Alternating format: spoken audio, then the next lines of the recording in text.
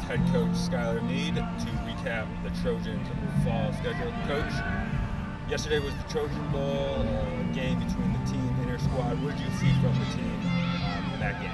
Well, it was very competitive. The Trojans and the Sluggers, Caleb and Clay, and obviously their associate staff, they did a good job of drafting two competitive teams.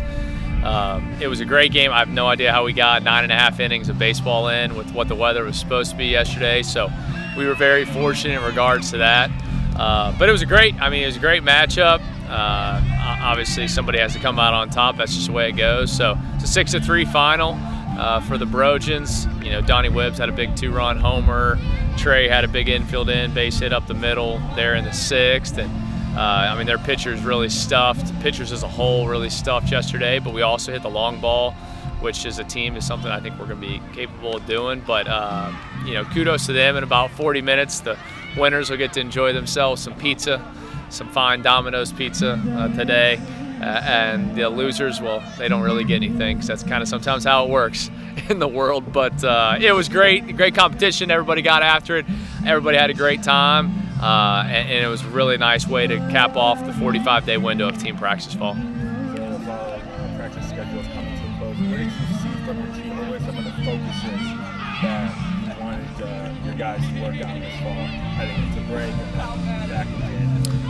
Well, a lot of it was simply just, getting in culture, getting in our system that we have on multiple aspects, whether that's, position players, pitchers, etc. And we did a great job of that, I feel. Nothing's perfect, of course. We're always going to strive to do things a little bit better and stuff like that. But a lot of pitchers had stuff development. They changed or altered their repertoires, and then they took it and translated it into games and performed well with it, which doesn't always happen at the snap of a finger, but we had guys that did that. When we have things that we know we need to address from a positional standpoint. And so I think that we at least are aware of the things over the next 98 days that we need to do. But the part we told them last night that is aside from us as coaches, that goes to our team's internal leadership, which we have a lot of good players that are leaders. They have to come together and be the most cohesive unit in those walls, the locker room, in the hotel once we get to traveling, all that stuff, because I think tightly connected teams, as we feel like we have here, they win close games. They handle adversity through the course of a season, which you inevitably are going to have. That's a big challenge of what we have to do in this next phase before we get to the season down the road. A lot of new faces joined the team this year. Talk about how they meshed with, returning players, how they fit your style and your program heading into the season. Well, I think stylistically, we recruited these guys hard to get them here for a reason. Whether it was that they have stuff, whether it's that they can run, whether it's that they play a specific position. Like, we knew kind of what they were. Now, obviously, we need to mold them and help get them to be the best version of themselves. But I think our guys who were returners, they help them integrate really quick. So you saw new guys hanging out with guys who have been here for 1, 2, 3, 4, 5 years very quickly, and I think that is imperative. And once again, that's something as coaches we can't control, but I think they accepted them in, have shown them the ropes and the way that you have to as a good team and as a good teammate.